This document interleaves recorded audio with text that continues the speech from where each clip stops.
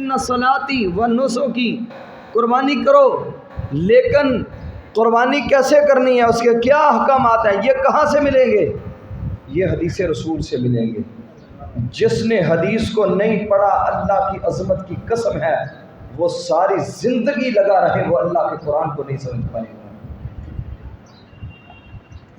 اور رہی بات کہ کیا حدیث رسول قرآن کے مخالف ہے، ایک ہماری بہت بڑے امام گزرے ہیں، وہ چوکوں میں اندر، چوراہوں کے اندر کھڑے ہو کے اعلان کیا کرتے تھے، لوگوں جو کہتا ہے قرآن اور حدیث کے درمیان تضاد ہے وہ لائے میرے پاس، میں اس کو تضاد دور کر کے دیتا ہوں۔ اور میرا یہ دعویٰ ہے کہ قرآن اور نبی پاک صلی اللہ علیہ وسلم کے فرمان کے درمیان تضاد نہیں ہو سکتا، اختلاف نہیں ہو سکتا۔ میرے محبوب کا ہر فرمان قرآن کے تابع ہے، قرآن کی تفسیر ہے۔ اس لیے قرآن کا علم، حدیث رسول کا علم، یہ دونوں علم، حدیث کے علم سے آراستہ، قرآن کے علم سے آراستہ ہونا، اللہ رب العزت نے ان لوگوں کی ہی اہمیت کو قرآن کریم میں بیان کیا ہے۔ کچھ لوگ ایسے ہیں جو دنیاوی اعتبار سے بہت بڑے عالم ہیں، مثال کے طور پہ بہت بڑا سائنسدان ہے، بہت بڑا قانون دان ہے، دنیاوی قانون جو دنیا داروں نے بنائے ہوئے ہیں۔ ایک وہ قوانین ہیں جو اللہ کے قوانین ہیں، جو اللہ نے بنائے ہیں، جو رسول اللہ صلی اللہ علیہ وسلم نے حدیث میں بیان فرمایا، وہ نہیں۔ ایک وہ بندہ ہے جو بہت بڑا صحافی ہے، ایک وہ شخص ہے جو بہت بڑا ڈاکٹر ہے، بہت بڑا انجینئر ہے۔ بغیر علم کے انجینئر بن جائے گا؟ کیوں جی؟ بغیر علم کے ڈاکٹر بن جائے گا؟ اس کو علم سیکھنا پڑے گا، وہ بھی علم ہے، وہ بھی علم ہے، یہ بھی علم ہے۔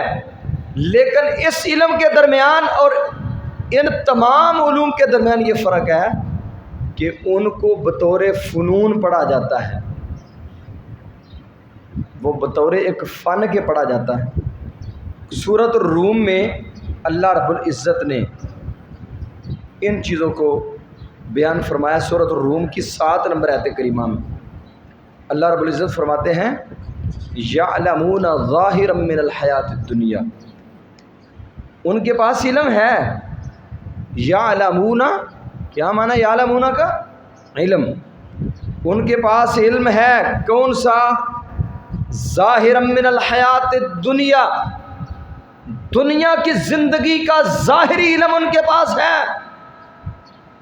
وَهُمْ عَنِ الْآخِرَةِ هُمْ غَافِلُونَ، اور آخرت سے وہ کیا ہیں؟ غافل ہیں۔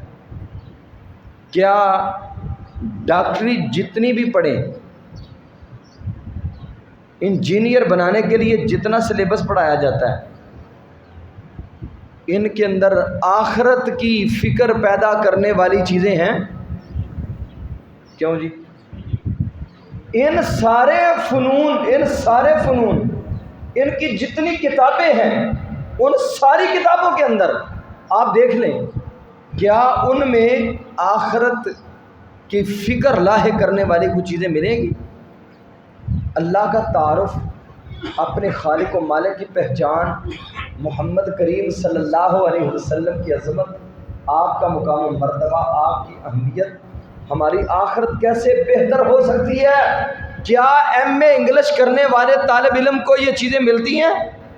نہیں ملتی۔ فرمایا یعلمون ظاہرا من الحیات الدنیا، یورپ کے پاس بڑا علم ہے۔ کس کا؟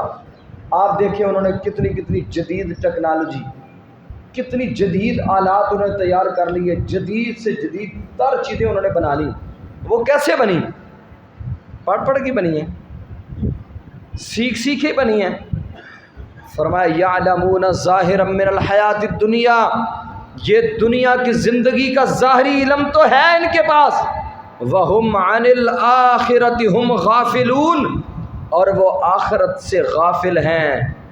اور آخرت سے غافل کون نہیں ہوتے؟ جن کے پاس قرآن کی علم ہوتا ہے جن کے پاس حدیث کا علم ہوتا ہے۔ آپ قرآن سیکھیں گے، قرآن کریم میں آپ کو اللہ کی پہچان ملے گی، ہمارا رب کون ہے۔ قرآن سے آپ کو ملے گا ہماری آخرت بہتر کیسے ہو سکتی ہے، حدیث سے آپ کو ملے گا ہماری آخرت کیسے بہتر ہو سکتی ہے۔ ہم دنیا میں اپنے اللہ کے برگزیدہ اور قیامت کے دن اپنے رب کے پسندیدہ بندے کیسے بن کے جا سکتے ہیں؟ یہ کس سے ملے گا؟ یہ قرآن سے ملے گا، محمد رسول اللہ صلی اللہ علیہ وسلم کی حدیث سے ملے گا۔ ہم دیکھتے نہیں کہ بچوں کو 20 سال پڑھایا، 30 سال پڑھایا، لیکن جب تک قرآن اور حدیث کے ساتھ نہیں جڑے اس وقت تک ان کی زندگی نہیں بدل سکی اور انہیں آخرت کی فکر لاحق نہیں ہو سکی۔ آخرت کی فکر لاحق کرنے والا یہی علم ہے، رب کی پہچان کروانے والا ایک ہی علم ہے، اور وہ علم قرآن اور حدیث کا علم ہے، اور اسی کے ذریعے سے ہماری آخرت بہتر ہو سکتی ہے۔ اگر یہ علم ہمارے پاس نہیں، ساری دنیا کے علوم سیکھ لے، قرآن اور حدیث کا علم نہیں آئے گا، ہم اپنی آخرت کو بہتر نہیں بنا سکتے۔ حلال و حرام کا علم کس سے ملا؟ قرآن و حدیث سے۔ جب ہم قرآن اور حدیث کو نہیں پڑھیں گے، نہیں سمجھیں گے، نہیں سیکھیں گے، ہمیں حلال و حرام کا پتہ نہیں چل سکتا۔ میں نے ایک خطبے میں شاید آج سے تقریباً 10 خطبے پہلے خطبہ دیا تھا، اس میں میں نے بتلایا تھا کہ سیدنا عمر رضی اللہ تعالیٰ عنہ بازار میں نکلتے، جو بندہ بھی نئی شاپ بناتا، نیا کارخانہ لگاتا، نئی دکانداری شروع کرتا، تجارت کا کچھ سیٹ اپ بناتا، سیدنا عمر رضی اللہ تعالیٰ عنہ اس کے پاس کھڑے ہو جاتے، جا کے اس سے پوچھتے، بھائی آپ کے پاس کتنا علم ہے؟ حلال و حرام کا علم سیکھا آپ نے؟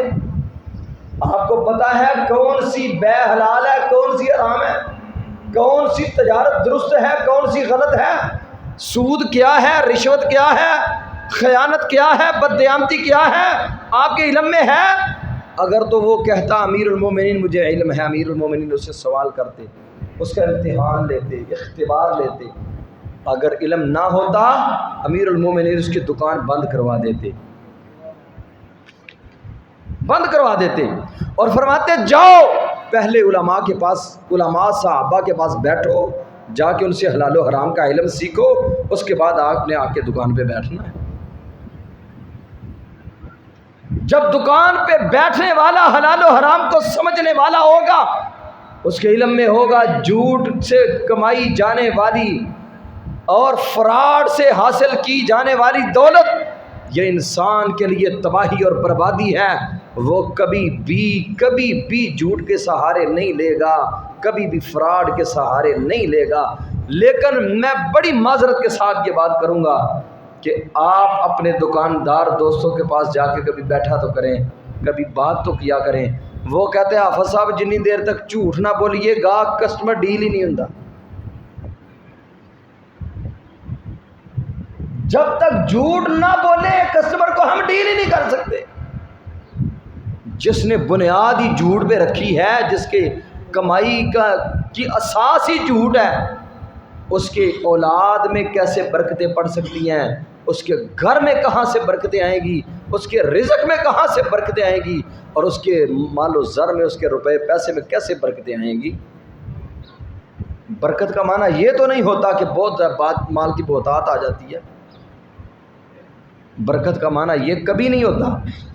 آپ نے دیکھا ہوگا بکری کا بچہ ایک ہوتا ہے، برکت اتنی ہے پوری دنیا میں اس کا گوشت کھایا جاتا ہے، لیکن ختم نہیں ہوتا۔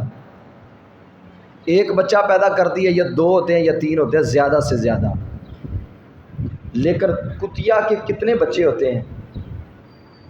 کبھی آپ نے کتوں کے ریوڑ دیکھے؟ بکریوں کے ریوڑ آپ کو ہزاروں کی تعداد میں ملیں گے، لیکن کتوں کے ریوڑ آپ کو نہیں ملیں گے۔ کیوں؟ برکت نہیں۔ حلال میں برکت ہے، حلال تھوڑا ہو اللہ کی قسم فوائد زیادہ ہوتے ہیں، حرام زیادہ ہو برکتیں نہ ہوں، اس زیادہ کا بھی کوئی فائدہ نہیں ہوتا، نقصان ہی ہوتا ہے۔ دنیاوی اعتبار سے بھی نقصان ہے اور اخروی اعتبار سے بھی نقصان ہے۔ تو حلال و حرام کا علم کہاں سے ملے گا؟ قرآن و حدیث کے علم سے ملے گا۔ اللہ رب العزت فرماتے ہیں یرفع اللہ الذین آمنوا منکم والذین اوتوا العلم درجات، جو لوگ تم میں قرآن کو سیکھنے والے ہیں، حدیث نبوی کا علم سیکھنے والے ہیں، ایمانداروں تم میں سے جو حدیث اور قرآن سے جڑ گئے اور جنہوں نے ان دونوں سرچشموں سے، ان دونوں چشموں سے پانی پی لیا، ان دونوں چشموں سے جو جی بھر کے سیراب ہو گئے، ان کو رب کائنات نے تمام مومنوں کے اوپر درجات اور بلندی عطا کر دی۔ اور میں قربان جاؤں، یہ حدیث کا علم اور قرآن کا علم، دین کا علم کیسا ہے؟ اور علم ایک ایسی عظیم نعمت ہے، یہی علم اگر ایک کتے کے پاس آ جاتا ہے، کتے کے پاس، وہ کتا بھی دوسرے کتوں سے ممتاز ہو جاتا ہے۔ علم ایک ایسی دولت ہے، علم اگر کتے کے پاس آ گیا ہے، وہ کتا بھی دوسرے کتوں سے ممتاز ہو گیا۔ رسول کریم صلی اللہ علیہ وسلم نے فرمایا، کتا جب شکار کر کے لاتا ہے تو وہ کھاتے ہیں یا نہیں؟ کیوں جی؟ شکاری کتے کا شکار کیا ہوا کھایا جاتا ہے، اور آج بھی شکاری کتے موجود ہیں، آج بھی رسول اللہ صلی اللہ علیہ وسلم کے دور میں بھی موجود تھے۔ ویسے تو کتا رکھنے کی اجازت ہی نہیں ہے، لیکن شکاری کتا پالنے کی اجازت دی ہے رسول اللہ صلی اللہ علیہ وسلم۔ جس گھر میں کتا ہو لا تدخل الملائکہ، جس گھر میں کتا ہو اس گھر کے اندر اللہ کے نورانی ملائکہ نہیں اترتے۔ آج میرے اور آپ کے معاشرے میں جو لوگ اپنے آپ کو اپ ٹو ڈیٹ سمجھتے ہیں، جو سمجھتے ہیں ہم ماڈرن معاشرے کے لوگ ہیں، وہ کیا کرتے ہیں؟ یہ امیر لوگ جن کے پاس مال کی بہتات ہے، اپنے پاس گھروں میں انہوں نے کتے رکھے ہوئے ہیں، انہی کتوں کو اٹھاتے بھی ہیں، گاڑیوں میں بھی رکھتے ہیں، اور انہی کتوں کے ساتھ لاڈیاں بھی کرتے ہیں۔ رسول کریم صلی اللہ علیہ وسلم آپ نے فرمایا، جس گھر کے اندر کتا ہو اس گھر میں اللہ کے فرشتے نہیں آتے، لیکن شکاری کتا ہو تو پھر اللہ کے فرشتے بھی آتے۔ شکاری کتا، شکار جس کو سکھایا گیا ہے، سمجھایا گیا ہے، علم دیا گیا ہے، وہ جو کچھ شکار کر کے لائے گا اس کے اندر کوئی نقصان دہ ضرر والا پہلو موجود نہیں ہوگا۔ اگر دوسرا کتا کوئی چیز پکڑ کے لاتا ہے، اس کے بارے میں یہ یہاں تک فرما دیا، اگر کسی برتن میں منہ ڈال جائے تو میرے اور آپ کے محبوب علیہ الصلوۃ والسلام نے فرمایا، اذا ولغ القلب فی اناء احدکم، جب تم میں سے کسی ایک کے برتن میں کتا منہ ڈال جائے، فلیغسلہ 7 مرات، اس کو 1 مرتبہ دھونے سے صاف نہیں ہوگا، 2 مرتبہ دھونے سے صاف نہیں ہوگا، 3 مرتبہ، 4 مرتبہ، 5 مرتبہ، 6 مرتبہ دھونے سے بھی صاف نہیں ہوگا، 7 مرتبہ اسے دھونا پڑے گا۔ کتنی مرتبہ؟ 7 مرتبہ اس برتن کو دھویا جائے گا۔ اولاہن او اخراہن بالتراب، پہلی مرتبہ یا آخری مرتبہ اسے مٹی سے دھویا جائے گا۔ ایسے گندے جراثیم ہیں کتے کے کہ جب تک مٹی سے اس برتن کو نہیں دھویا جائے گا اس وقت تک وہ صاف نہیں ہوتا۔ اور آپ دیکھتے ہیں جس بندے کو کتا کاٹ جائے اس کا کیا حال ہوتا ہے۔ نبی مکرم صلی اللہ علیہ وسلم نے فرمایا، اگر کتا کسی برتن میں منہ ڈال جائے تو اس کو 7 مرتبہ دھونا ہے، اور یہ شکاری کتا اپنے منہ سے پکڑ کے لا کے آپ کو دے رہا ہے، اور دین اسلام نے کہا وہ سیکھا ہوا ہے، وہ علم جانتا ہے، اس کے پاس علم ہے، سکھایا ہوا ہے، اس کا شکار کیا ہوا آپ کے لیے جائز قرار دے دیا گیا۔ اور پھر آپ نے فرمایا، اذا ارسلت کلبا، ثعلبہ الخشنی رضی اللہ تعالیٰ عنہ اور تمیم رضی اللہ تعالیٰ عنہ کو رسول کریم صلی اللہ علیہ وسلم نے فرمایا، یہ شکاری صحابی تھے، مختلف قسم کے شکار کرنے کے لیے نکلتے تھے۔ اللہ کے نبی علیہ الصلوۃ والسلام کے پاس آئے، یا رسول اللہ صلی اللہ علیہ وسلم، میں اپنا کتا چھوڑتا ہوں، بسم اللہ پڑھ کے اس کو چھوڑ دیتا ہوں، محبوب کوئی او اذا وجدت قلبا آخر، جب اس کے ساتھ میں کوئی اور کتا پاؤں تو پھر کیا کروں؟ آپ نے فرمایا، جب اس کے ساتھ تو دوسرا کتا دیکھ ہی لے تو پھر بھی تجھے وہ شکار کھانے کی اجازت نہیں ہے۔ کیوں؟ اس لیے ہو سکتا ہے دوسرے کتے نے بھی ساتھ منہ لگا دیا ہو۔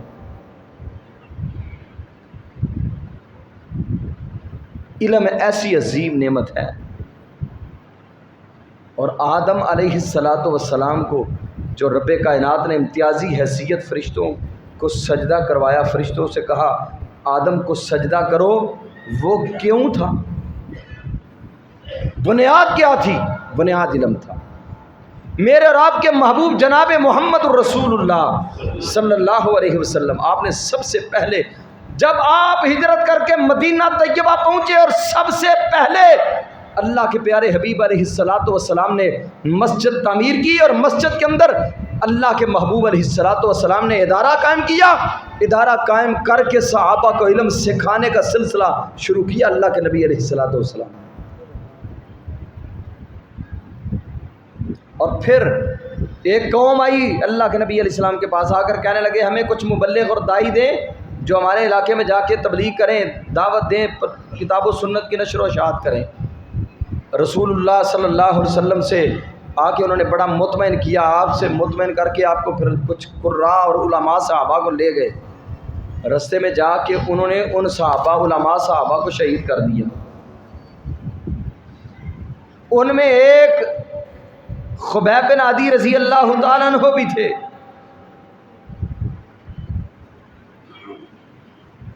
جب انہوں نے شہید کر دیا تو دو صحابی وہ بچ گئے، ایک پہاڑی کے اوپر چڑھ گیا، اور اللہ کی قسم اس صحابی رسول کی پکار پر رب کائنات نے محمد الرسول اللہ صلی اللہ علیہ وسلم پر آسمانوں سے پیغام بھیجا تھا،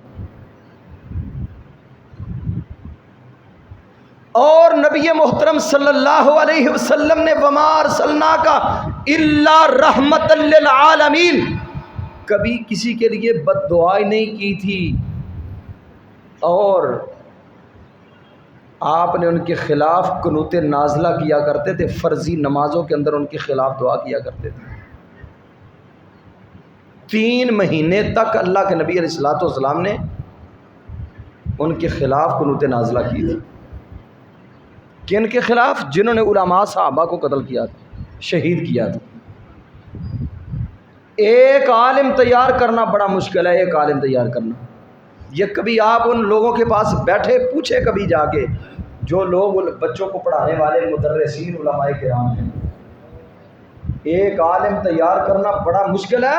اور پھر خاص کر اس دور میں جب ہر طرف سے مادہ پرستی نے آنکھیں سر اٹھایا ہوا ہے، اور طرح طرح کی بیماریوں نے، اور انٹرنیٹ اور ٹچ موبائل اور آوارگی، بے حیائی عروج پہ ہے۔ ان ایام میں، ان حالات میں جو لوگ اپنے بچوں کو دین کے علم سے آراستہ کرتے ہیں، یہ بہت بڑی بات ہے، بہت بڑی بات ہے، اللہ کی قسم بہت بڑی بات ہے، بہت بڑی قربانی ہے، بہت بڑی قربانی۔ آج تو ہر بندے کو یہ پڑی ہوئی ہے، اپنی پڑی ہوئی ہے کہ گھر کے حالات بہتر ہو جائیں، گھر کے حالات بہتر ہو جائیں۔ میرے پاس ایک طالب علم پڑھ رہا ہے مرکز البدر میں، اس سال میں نے فون کیا، بیٹا بھی آپ جامعہ میں پہنچے نہیں ہو؟ کہنے لگے میری والدہ کہتی ہے گھر کے حالات بڑے سخت ہیں، تو جیسے آپ کے ابو کماتے ہیں آپ بھی بڑے ہو گئے ہو، آپ بھی کما کے لاؤ۔ 3 سال بچے نے پڑھ لیے ہیں۔ اللہ کے دین کے لیے اپنے بچوں کو وقف کرنا بڑا مشکل کام ہے۔ پھر اس دور میں پہلے تو 5-6 سال تک مسلسل بچے کو خرچہ دینا، پڑھانا، پھر اگلی بات یہ ہے کہ علماء کے ساتھ جو سلوک ہو رہا ہے مساجد اور مدارس میں، 15,000 20,000 تنخواہ ہے، زیادہ کوئی چھلانگ لگا لیتا ہے، 30 دے لیتا ہے، بس جی مولوی صاحب ساڑھے کو لینے کوئی نہیں، اسی یہ نہیں دے سکنے ہیں۔ جو آگے سے ہمارا سلوک ہے علماء کے ساتھ، اگر معاشرے میں علماء نہ ہوں، علماء کا کردار نہ ہو، تو کہاں سے ہم علم سیکھیں گے؟ کہاں سے دین کی رہنمائی لیں گے؟ اور جتنے لوگ اپنی مرضی کے ساتھ اپنے مطالعے سے آگے بڑھنے کی کوشش کرتے ہیں، مدارس کو چھوڑ کر مدارس کو چھوڑ کر اپنے مطالعے سے آگے بڑھنے والے لوگ، کئی لوگ ایسے اس وقت بھی آپ کے سامنے میں نام لے سکتا ہوں کہ وہ لوگ گمراہ ہو گئے ہیں. مدارس کے اندر اعتدال ہے. محدثین جو حدیث کو سمجھنے والے ہیں، حدیث کا علم پڑھانے والے، قرآن کو پڑھانے والے، شریعت کے مزاج کو سمجھنے والے، خالصتاً کتاب و سنت کے علم سے آراستہ کرنے والے جو چشمے ہیں، اللہ کی قسم ان سے سیراب ہونے والے کبھی بھی آپ کو گمراہ ہوتے ہوئے نظر نہیں آئیں گے. آپ کے معاشرے میں بڑے بڑے پروفیسر، بڑے بڑے انجینئر جو لوگوں کو تبلیغ کرتے ہیں، پھر آخر آ کر ان کے دماغ خراب ہو جاتے ہیں. کیا دماغ خراب ہو گئے؟ کسی نے کہا دجال کے فتنے کی جتنی حدیثیں ہیں وہ ساری کی ساری حدیثیں قصے ہیں، فسانے اور کہانیاں ہیں، ان کی کوئی حیثیت نہیں. حدیث نبوی کو نہ سمجھ سکے، اپنی عقل کے اوپر پرکھنا شروع کر دیا. اب یہ میں نے پچھلے خطبے میں مرزا جیلمی کا تذکرہ کیا تھا. آپ میں سے کئی لوگ اسے سنتے ہوں گے یوٹیوب پہ، فیس بک پہ. اس قدر گمراہ کن عقائد و نظریات پھیلا رہا ہے، گندے زہر پھیلا رہا ہے اللہ کی مخلوق کے درمیان. اور وہ کیا کہتا ہے؟ وہ کہتا ہے میں مدرسوں میں نہیں پڑھا. مدرسے تو میرے جیسا پیدا ہی نہیں کر سکتے، مدارس تو میرے جیسا پیدا ہی نہیں کر سکتے. ہاں بھائی، مدارس ام المومنین عائشہ صدیقہ رضی اللہ تعالی عنہ کو گالیاں دینے والے پیدا نہیں کر سکتے. مدارس صحابہ کی گستاخیاں کرنے والے پیدا نہیں کر سکتے. مدارس رسول کریم کی شان میں گستاخیاں کرنے والے پیدا نہیں کر سکتے. مدارس تو رسول اللہ کی چوکی داری کرنے والے پیدا کریں گے. مدارس تو صحابہ کی چوکی داری کرنے والے پیدا کریں گے. مدارس تو محدثین کے خادم پیدا کریں گے. مدارس تو حدیث رسول کا درس دینے والے پیدا کریں گے. مدارس صحابیات مبشرات کی اور امہات المومنین کی گستاخیاں کرنے والے پیدا نہیں کر سکتے اللہ کے فضل سے. تو یہ دین کا علم ان لوگوں سے سیکھنا چاہیے جو واقعتاً صحیح شریعت الہی کے ماہر لوگ ہیں. دین کا علم ان سے ہی سیکھنا بھی چاہیے، ان کو ہی سننا بھی چاہیے. اگر آپ محدثین کبھی بھی ایسے بندے سے علم نہیں سیکھتے تھے، پہلے پوچھتے تھے آپ کا استاذ کون ہے؟ آپ کے استاد یہ مکرم، استاد یہ گرامی کون ہے؟ استاد اگر کوئی غلط عقائد اور نظریات کا حامل ہوتا تو محدثین ایسے شخص سے کبھی علم نہ سیکھتے تھے. مدارس میں اللہ کے فضل و کرم سے جو شریعت کا مزاج ہے اس کے مطابق تعلیم دی جا رہی ہے. اور نبی مکرم صلی اللہ علیہ وسلم نے فرمایا کتاب و سنت کا علم سیکھنے والے یہ اپنے والدین کے لیے بہترین صدقہ جاریہ ہیں، بہترین صدقہ جاریہ. اذا مات ابن آدم انقطع عملہ الا من ثلاث، جب بندہ فوت ہو جاتا ہے اس کا اعمال کا سلسلہ ختم ہو گیا ہے. زندگی میں کبھی نماز پڑھ رہا ہے، کبھی صدقات و خیرات کر رہا ہے، کبھی ذکر اذکار کر رہا ہے، کبھی نفل و نوافل پڑھ رہا ہے، جمعہ پڑھا یہ بھی نیکی مل گئی، اور بڑی ساری نیکیاں کر رہا ہے. لیکن جب دنیا سے چلا گیا آنکھیں بند ہوئی، نیکی کی ساری راہیں بند ہو گئی ہیں. آنکھیں بند ہوئی، نیکیوں کے سارے رستے بلاک ہو گئے. میرے محبوب نے فرمایا صرف 3 رستے ایسے ہیں جن 3 رستوں سے بندے کو نیکی ملتی رہتی ہے. ان میں سے سب سے پہلا رستہ ولد صالح یدعو له علم ينتفع به. سب سے پہلے جو دین کا علم سیکھا ہوا ہے، آگے سکھایا ہوا ہے، اس دین کا علم پڑھنے والے پڑھانے والے شخص کا کبھی بھی نیکی والا سلسلہ بند نہیں ہوتا. یہ ایک چین بنتی جاتی ہے، یہ ایک زنجیر بنتی جاتی ہے.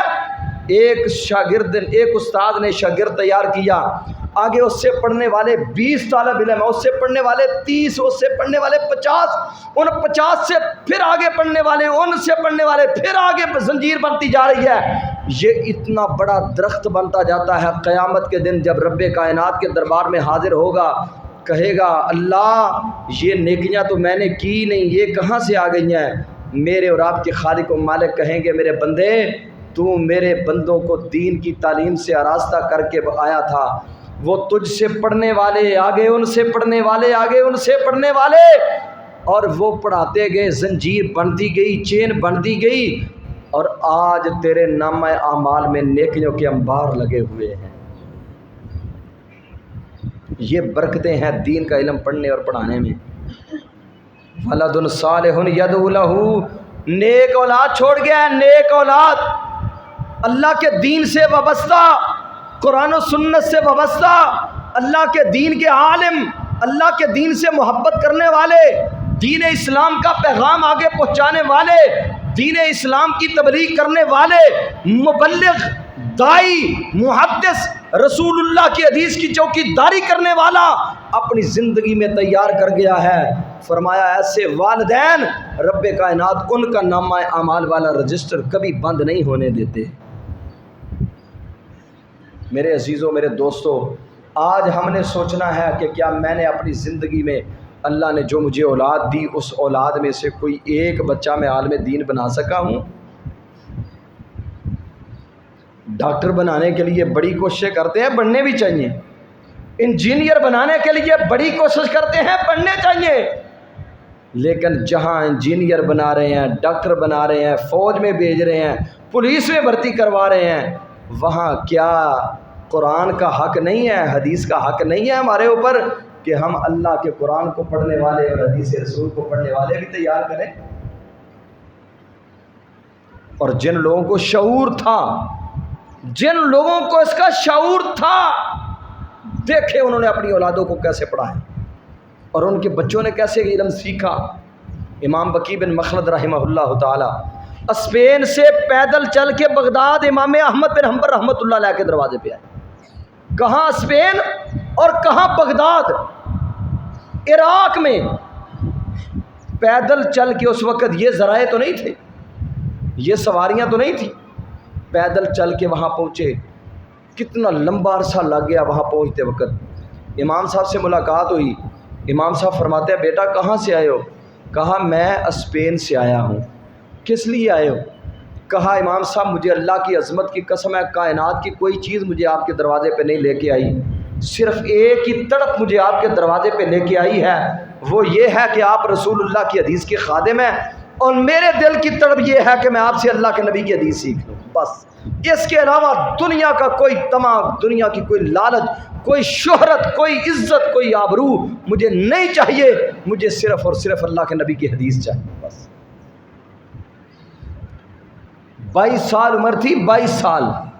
امام صاحب فرمانے لگے بیٹا میری زبان بندی ہے، مجھے حدیث پر بیان کرنے پہ پابندی عائد ہے، حکمران مجھے بیان نہیں کرنے دیتے۔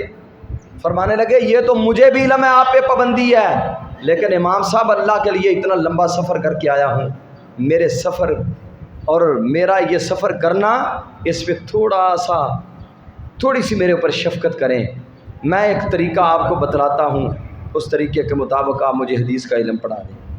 امام صاحب فرمانے لگے بیٹا بتلاؤ کیا طریقہ ہے؟ کہنے لگے انا آتی علی بابک فی زی سوال، میں روزانہ آپ کے دروازے پہ آیا کروں گا، اور میں نہیں چاہتا آپ مسند لگا کے بیٹھیں، میں آپ کے سامنے زانوِ تلمس طے کروں تو تب ہی میں پڑھ سکتا ہوں۔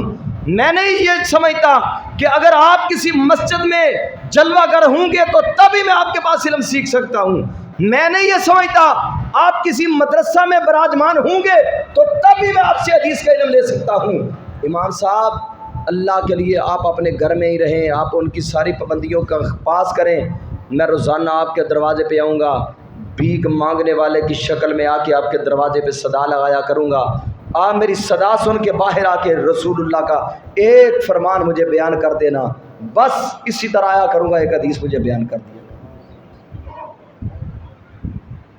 امام صاحب فرمانے لگے بیٹا جاؤ چلے جاؤ، کل آپ آ جانا، لیکن کسی اور کو خبر نہ دینا، کسی اور کو نہ بتلانا۔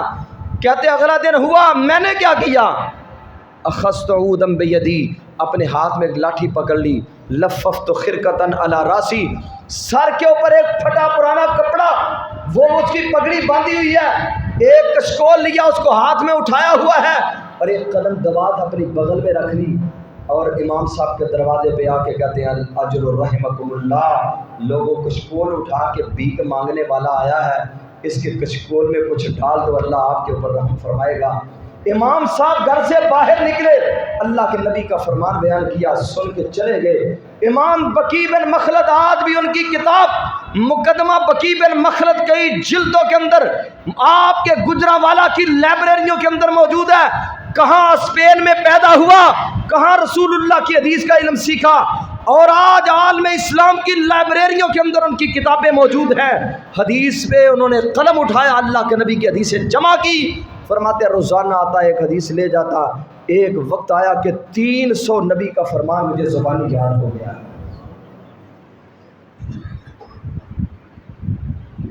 آج ہم اپنے لیے بھیک مانگتے ہیں۔ مسجد محمدی میں نماز کے بعد کئی صدائیں لگانے والے صدائیں لگاتے ہیں، میں نے بیٹی کی شادی کرنی ہے، مجھے کچھ بھیک دے دو، میں نے اپنا علاج کروانا ہے، اپنے بچے کا علاج کروانا ہے، بھیک مانگنے آیا ہوں۔ بقی بن مخلد اللہ کی قسم نبی کی حدیث کے لیے بھیک مانگ رہا۔ یہ جذبے ہیں ہمارے پاس، یہ جذبے ہم نے اپنی اولادوں کو دیے، یہ ولولے، یہ عزائم ہم نے اپنی اولادوں کے اجاگر کیے۔ کن لوگوں نے اجاگر کرنے ہیں؟ جب ہماری اپنی تربیت نہ ہوگی، ہم اپنے بچوں میں یہ چیزیں کیسے اجاگر کر سکیں گے؟ میرے بھائیوں، میرے عزیزوں، میرے دوستوں، اگر آپ دنیا میں کوئی اہم ترین کام کرنا چاہتے ہیں، اہم ترین اپنا صدقہ جاریہ بنانا چاہتے ہیں، پھر اللہ نے جو آپ کو اولاد عطا فرمائی ہے، اور اس اولاد میں سے کم از کم ایک بچہ تو اللہ کے دین کے لیے وقف کر دیں۔ مولانا عبد المنان وزیر آبادی رحمۃ اللہ علیہ نابینا تھے، دہلی پڑھنے کے لیے گئے، بتلانے جس مسجد میں پڑھنے کے لیے مدرسے میں گئے، مدرسے والے کہتے ہیں ہمارے پاس جتنے طلباء کی گنجائش تھی اتنے طالب علم ہمارے پاس داخل ہو گئے، اب ہمارے پاس گنجائش نہیں۔